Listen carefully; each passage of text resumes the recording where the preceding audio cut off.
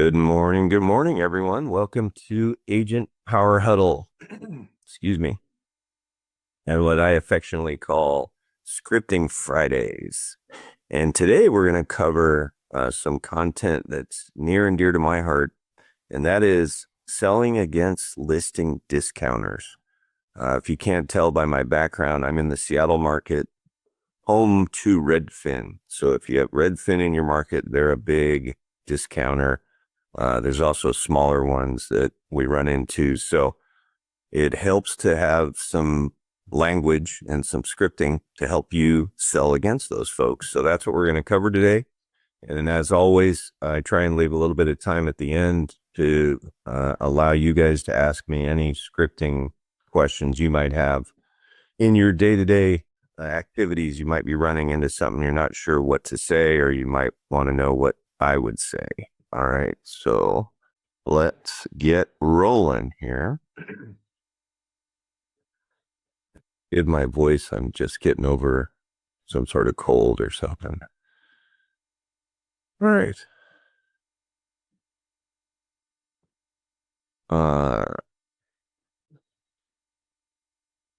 Let me start with a question.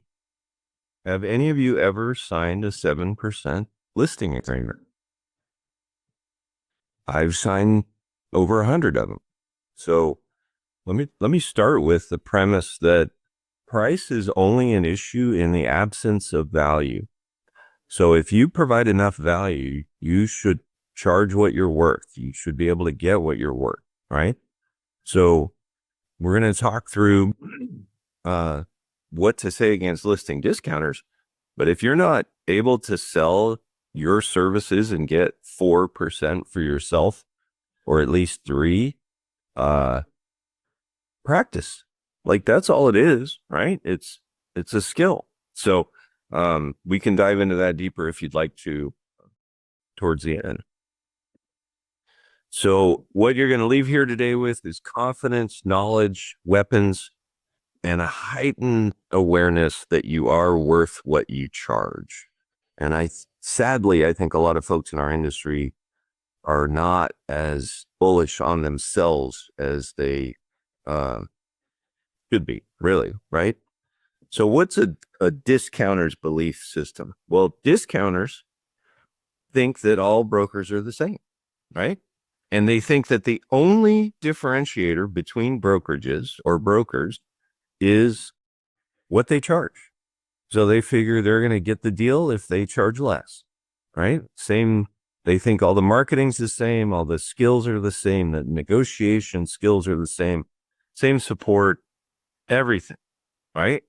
And you and I both know with absolute certainty that there is a continuum of talent in our industry, right? There are wonderfully talented brokers, and there are absolute waste of oxygen brokers.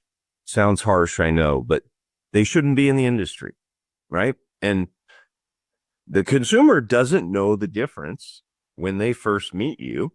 So you have to be able to communicate your differentiators, right? Discounters also believe they can't influence the outcome. They hang a key box and it's going to sell for whatever it's going to sell for. So it really doesn't matter whose key box or whose sign or whatever. I'll give you a great example. I took a listing live last night that was live the day before with a different broker. The seller met me, learned what I do and how I do it, fired their agent on the spot, and hired me. Now, do I go out and hike people's listings? Of course not. But when people are referred to me, they get, actually an agent texted me and said, do you send a pre-listing package? And I honestly don't. I'm considering it. I probably will implement it, but I don't. So when she asked me that over text, my response was, no, I don't. They get all the ed magic at the same time when they meet me. And she laughed and said, I'm not surprised. But in the end, it's the impression you're going to leave with someone, right? Like, I'm wearing a tie today. When you guys see me on a typical Friday, I'm not wearing a tie. Well, guess what? I'm going to a $3 million listing presentation. I'm going to dress the part. So am I going to win it? I'm pretty confident I will, but you never know, right? So you want to give everyone every reason to hire you. The only reason the image that's on the screen right now is the glass half full or half empty, right? In my world, my glass overfloweth, right? If you're confident in what you do and you know that you're a blessing in the life of the buyer or seller that you're meeting with, that's really powerful, right? It makes your life more rewarding and it benefits them and their life. All those things kind of come together, but it all starts with your belief system in yourself. Okay. Discounter also believes that the consumer only cares about price, and therefore to compete, they have to drop theirs. And that's just a terrible recipe. It's a race to the bottom, right? Now we have downward pressure on our commissions every day. But that's what today's training is all about, is how to lift that up, how to defend that. And it's almost like a little bit of a war of attrition. And we'll get into what I mean by that, right? But that's your competition. Analyze your market, look at which companies market themselves as discounters. And then within each company, there's agents that market themselves as discounters, right? I'm with EXP. We're not allowed to market ourselves as discounters. You wonder why? Well, if I market myself as a discounter, that affects every other agent with EXP. And here in Washington, we have over 2,000 of them. So if I got a billboard out there that says full service for 1%, which is the basic lie that most discounters say, every broker that's with EXP is now going to have to explain why that's not their pricing model. So we just don't allow it. Now, can we discount? Of course. And we're going to talk about how you're in the moment and you go through these dialogues and you still have somebody that wants to reach in your pocket. Then you have a decision to make, right? So let's go through the kind of typical objection handlers. You'll have clients that say, I don't do anything without getting a discount. I always get a discount, right? Doesn't matter if I'm selling a house or buying a television. I always get a discount. I just say my normal fee is 7%. Will that be a problem? Then I shut up and I listen, right? Now, a nuance that I've implemented since the change in all the laws is now I say my normal fee is 4%. Will that be a problem? And the beautiful thing about that dialogue is they're hoping your fee is 4%, but they're thinking that includes the buyer's agent, right? I mean, I go to meetings and people before I get there are praying during my presentation, man, I hope I get all this for 4%. And then at the end, I go, my normal fee is 4%. Will that be a problem? And what do they say? No. Right? If I say 6% or if I say 3%, I can say my normal fee is 4%, but because you were referred to me by Joe and Susie, I'll do it for 3%. I just gave them a 33% discount or 25% discount, right? So you can play with those words and you can make them feel like they're getting a discount and still get paid 4%, right? When they say, I want a discount, you can also say, all right, well, I've just shown you my 155-step home selling system. We're going to have to leave out 25% of that system. Well, wait, no, I want the full package. I just don't want to pay as much. That's not how it works, right? That's a very logical and simple rebuttal. Oh, you want a discount? Well, let's go back through and figure out which things we're not going to do. Most sellers want you to do everything, right? They want the broadest exposure for their home. You're going to run into people that just fancy themselves as a shrewd negotiator. I just stroke their ego. Hey, you're a skilled negotiator. I'm a skilled negotiator. Aren't you better off with us working together on the same side of the table to get you the best deal? Right? Get them to feel like you're an advocate for them, you are a benefit for them, and they want both of your and their attention against the opponent in the negotiation, the other principal, right? In this case, the buyer.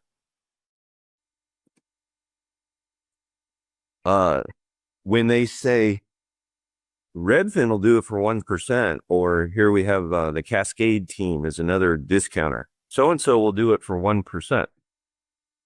Did they show you all the things that they're going to do for you? Through my listing presentation, and I invite all of you to go back through the Agent Collective website and look at the video where I go through my presentation. There's a group of 5 of us that all gave our listing presentations. Go through that and pick out the things that you like, ignore the things you don't like, and create your own, right? Because it's a volume play. When you say, I charge more, but I do so much more, right? And when somebody says full service for 1%, they're lying. They can't afford to do full service, right? I see a couple chats going. And Autumn, Gian, good question. Autumn and Gian, if you guys are there, it is. Thank you. And thank you for monitoring the chat. All right. So, let me get back in here. Do you see how this is a wonderful equation that I transfer into the brain of my prospect? Do you see how more traffic equates to more showings equates to more offers, and more offers equates to more money, right? When you get somebody to draw that correlation, now they're looking at my listing activities and thinking, that dude's going to drive more traffic, and that's going to get me more money, right? So have a comprehensive approach to all the things that you're going to do and be able to communicate those things to your prospect. I also say, and I'm sure Redfin called it full service, right? And I'll do air quotes, and they go, well, yeah. And they kind of smile because they get the joke, right? It is a joke. Why do you think Redfin's been around for 15 years and still has less than 4% market share? Like, don't be intimidated by somebody that comes in with an innovative model.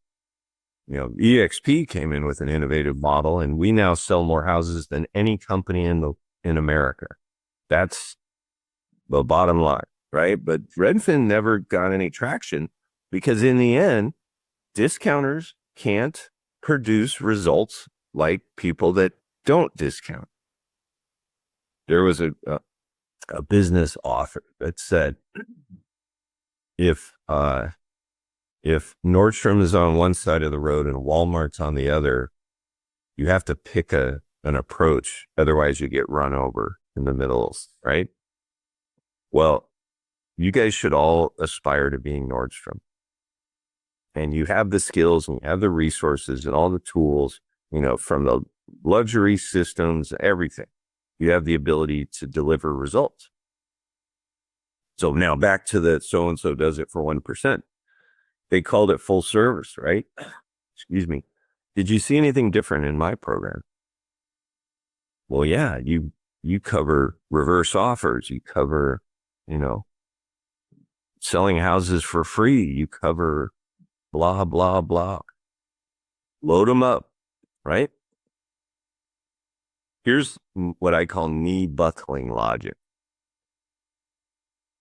So-and-so, Redfin, gave you a 67% discount without you even asking for it. And that's how they negotiate with their own money. And now you want to put them in charge of negotiating your money?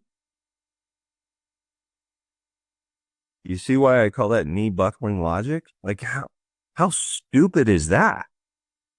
They gave you almost a 70% discount without you even asking, and then said, now can I be in charge of negotiating your money?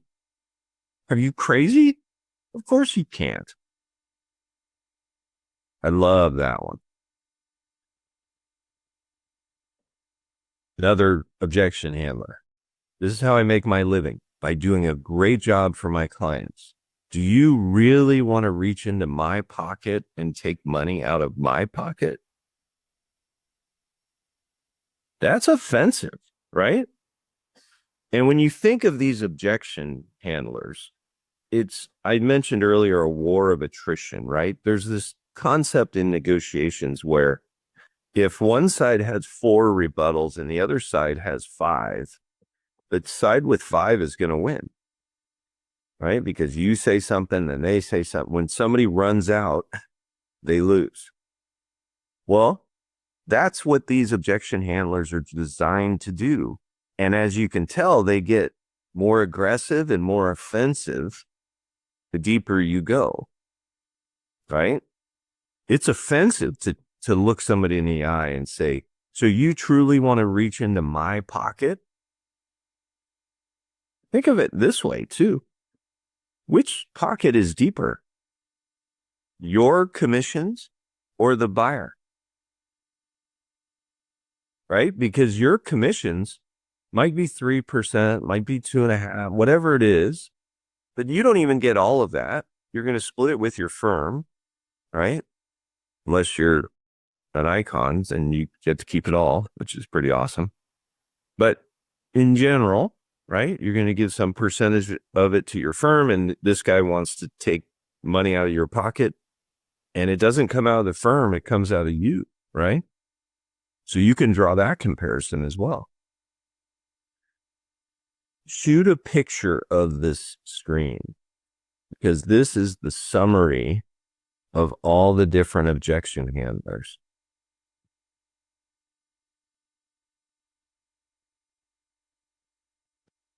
And you can say my normal fee is 4%. You can say it's 6, it's 5, it's whatever.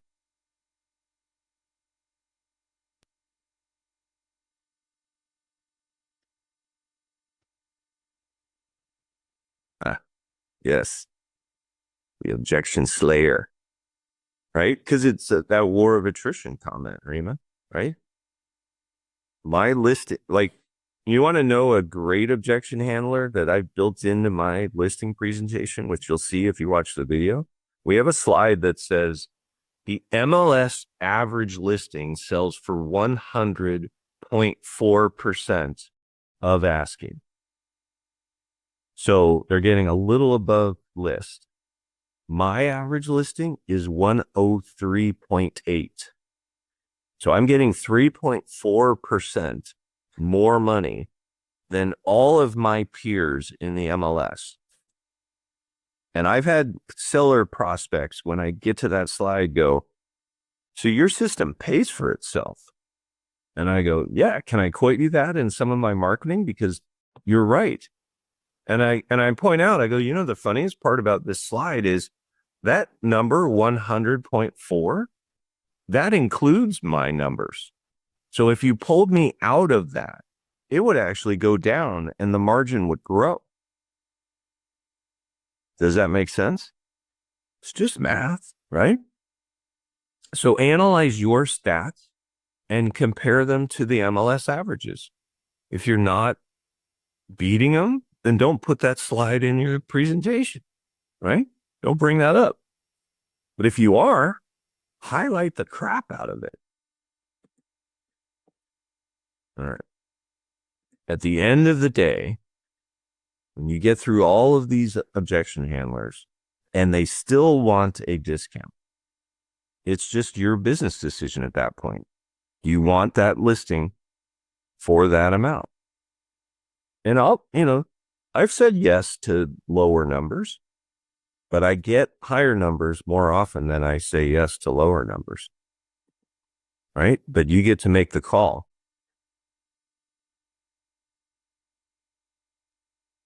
Boom. Does that help? Does that make sense? All right. I'm going to show you one other thing because we have a new resource. There it is. Chat. Thank you, Rima. So, Suma, were you able to get logged in at all on this site? I know you struggled. I didn't do afterwards. I will try again now. We'll try it in incognito mode. Maybe, yeah.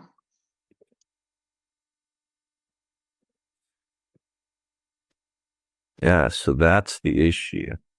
So I think the issue, because if I'm not in incognito mode,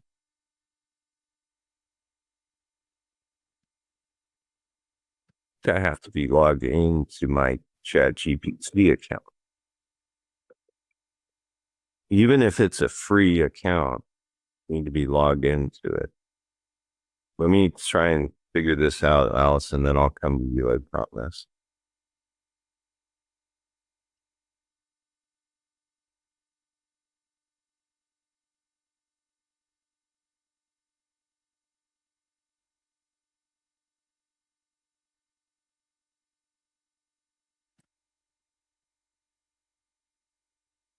All right, the issue's on my end for sure. And you got in.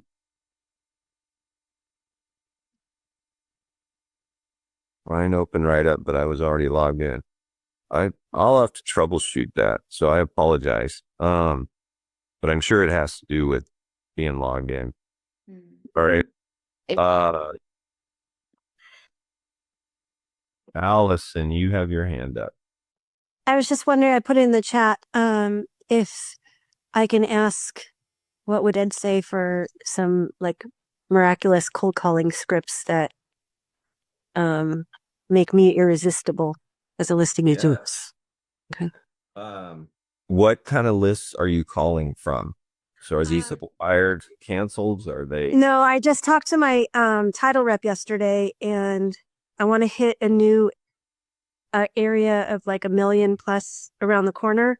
And when we were doing the statistics, there were over 200 homes out of 800 that have empty nesters. And then there were a lot that had been in there for over 25 years. So yeah, so the kind of the baby boomers, I guess. So what I would do is I would actually send a letter or two ahead of my calling so that when I called, they've already seen my name. You know, even if they don't read the letters, they're going to see who they came from. And then I like the script where I am a one-stop shop for people. If I'm trying to just break the ice with somebody in a neighborhood, I'll offer them one of two things. So it sounds like this. Hi, Allison. This is Ed Laine. I'm a real estate broker in XYZ neighborhood. I specialize here. And I'm just reaching out to folks to make sure they know that I'm a resource for them. Would you have any need or be interested in receiving either an updated market analysis on your property so that you can learn what your property is worth in this market?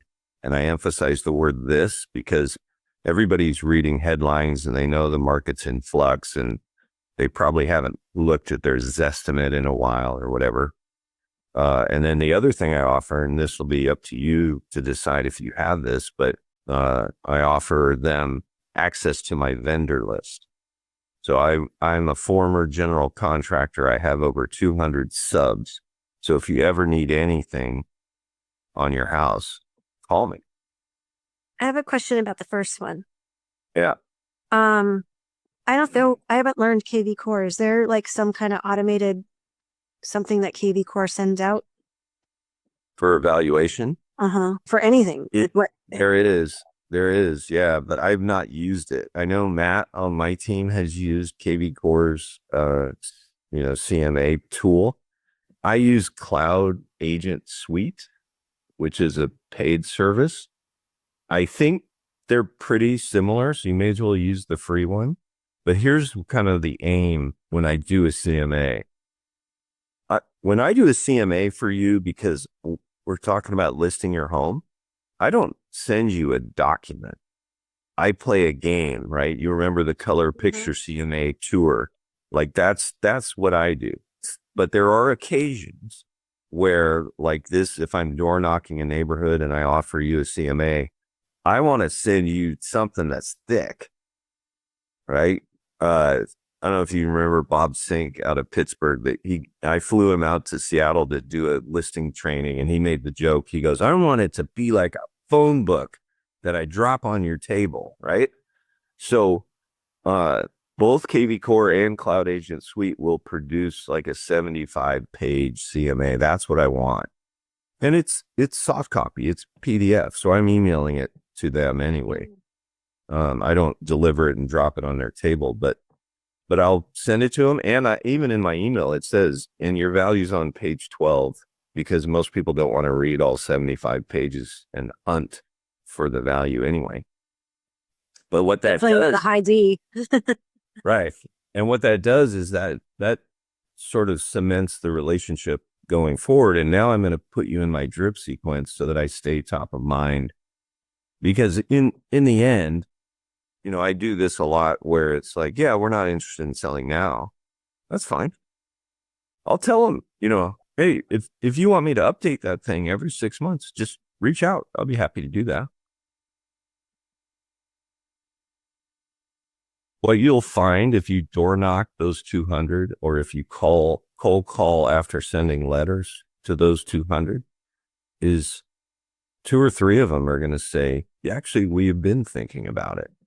Right. And when I get that response, I go, well, you know, we actually have 3 different ways we can sell your property. I can bring you a cash offer tomorrow. I can sell your home as is on the market, or I can sell your home as repaired on the market after we do a remodel, if it makes sense. And they go, well, tell me more about, and they pick one of the 3, right? But the beautiful thing about that dialogue is now they don't have to talk to any other brokers. They can sell their home any way they want with just me. I've even had prospects go, okay, I get it, but which one do I get you with, Ed? And I go, Jack, I got bad news, brother. You get me with all 3. And he laughed and I laughed. And then he ended up taking the cash offer. It doesn't matter which approach they want to go with. I'm going to get paid in all 3 scenarios, right? Yeah, I think that door knocking might be more productive for me. Yeah. That's a great idea. You said it's around the corner. It's literally around the corner. And I checked last night, out of 800 and something homes, there are 47 that sold in the last 700 days, and 4 of them were sold by one agent. So it's not a 20% market share. And it's a turnover. Yeah, it's a little, it's not a good turnover. It was a low turnover. It was under 3%. But the other statistics I went over with my title rep, you know, the empty nesters and all the other things, were good. And then, because I know how to analyze a farm, and a lot of it is hilly, so someone's not going to walk it. So door knocking is going to be a workout for you. Well, I'm fine with that, but no other agent is going to be, and so, you know, that's what I want. I want an area that doesn't have a dominant agent. And they're, because they're empty nesters and they've been in the house for so long, they're probably retired and home. Yeah. So that's a great idea. Thank you. Because I was thinking, like, you know, Brent keeps telling me to do expireds, and I just don't have that. I don't know. You know, there's people that have been doing it for decades, and expired. Don't be intimidated by expireds. I don't know if I'm intimidated. I'm not. But go ahead. Sorry. Well, I was just going to say the beautiful thing about expireds is that seller already made the decision to sell. they're just sitting there disappointed that it didn't work. I'm not intimidated by it. I just don't resonate with it. You know, they're blaming their agent. It may or may not have been their agent's fault. It's probably a difficult client, you know. I always start with, why do you think it didn't sell? Mm. Let them tell you it's their agent sucks, you know. What you'll find is there's a lot of other reasons that it can happen, right? The main reason is usually it's overpriced. Yeah. But the beautiful thing, and Scott and I were laughing about this a week ago, usually when somebody hires a second agent, they give them a big fat price reduction. Mm. Okay. This listing I mentioned earlier today, I put on the market last night. They gave me a $75,000 price reduction. Okay. I had 3 leads on my phone when I woke up from putting it on last night. Because there was this listing in my farm that she went to list it with me 2 or 3 years ago, and then we couldn't find her home in Temecula. She ended up not liking that, and she listed it with somebody else. I think because they held an open house. It's a young guy. And I looked at it last night. I was just curious, and I emailed her and I said, you know, I'm glad you, whatever. I'd love referrals. She goes, I'd love to give you referrals. It was a tough decision, but whatever. So she said, she did one tiny price reduction and it's sitting there like a rock. It was 76 days on market yesterday. The photos are awful and the competition is fierce. So I think they're going to expire, because it's just the photos, like cell phone photos, and it's like a line of furniture across the wall. Like what, you know, Yeah. there's a picture of a bed in a room. Like just the bed, you know, and they're just awful. But yeah, that one I would take, but I know them, and I was kind of bummed I didn't get it at first, and now I'm like, wow, it's not really going very well. Yeah. Sometimes Well, making a listing is a blessing because it just becomes more work than you ever. Especially if you gave them a discount, then you're doing more than you ever did on just a normal listing. It's like, I was thinking that, what is that? It's a young kid that listed it on a big team. And, you know, she's probably they're probably yelling at that kid going, why are you not selling my house? Why are you not selling my house? You know? And, what marketing are you doing? And he's probably like, I don't know. Put it on the MLS. Yeah, I took photos with my phone, you know? Yeah. So I was thinking about that last night. It just got me thinking. But thank you, Scott. Like in our MLS, it says you can't solicit a listing, No. but property owner can start interviewing new agents within 2 weeks of the listing lapsing. So you could ping her and, you know, whatever your rules are, just educate her and go, hey, I know I'm rooting for you. If I can find you a buyer, I'll bring. Oh, I didn't even think about that. But if you get near the end of your listing and it's not selling, I'd be happy to interview for the job. Ooh.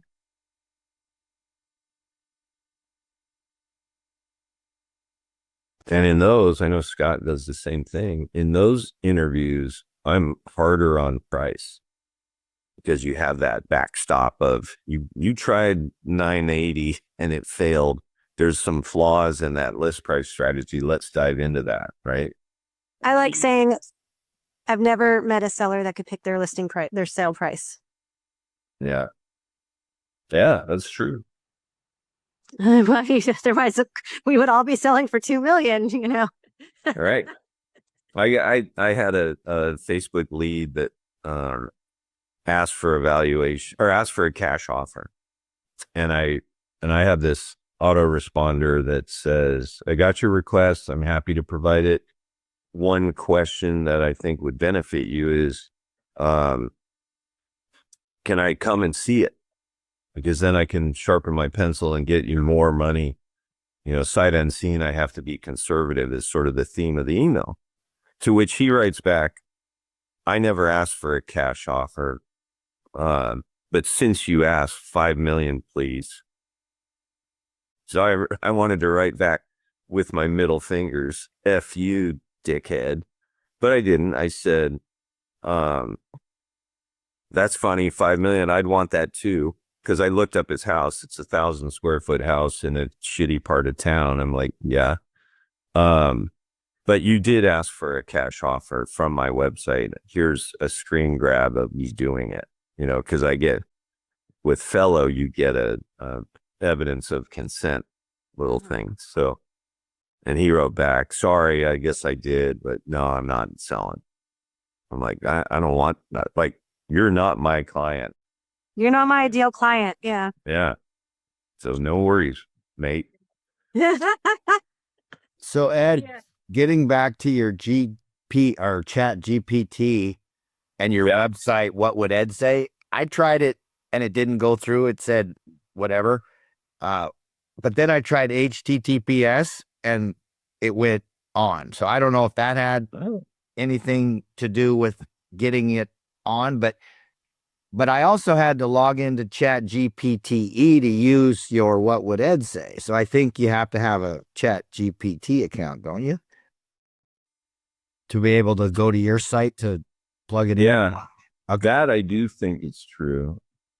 So then I hadn't seen this before, but I logged into my Chat GPT and it said, hey, do you want us to summarize all the chats to get to know you better or whatever? And I went, yes. And do you want to hear, or you want me to read what it did? No. Oh, this is a scripting class and we're 7 minutes long right now. But at success hours at 9, my team meets every morning at 9 a.m. I do want to hear it then. All right. Sorry, everybody. Thanks for hanging out with me today. I hope you got some value out of it, and I will look forward to seeing you. I got it. Thank you. Thank you so much. Yeah. Have a great Memorial Day weekend. Yes. You too. I forgot all Bye. about.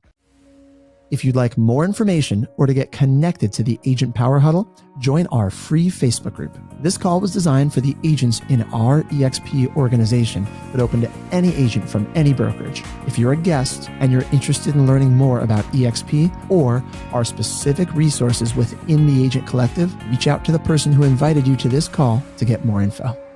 Produced by the Agent Collective Media Network.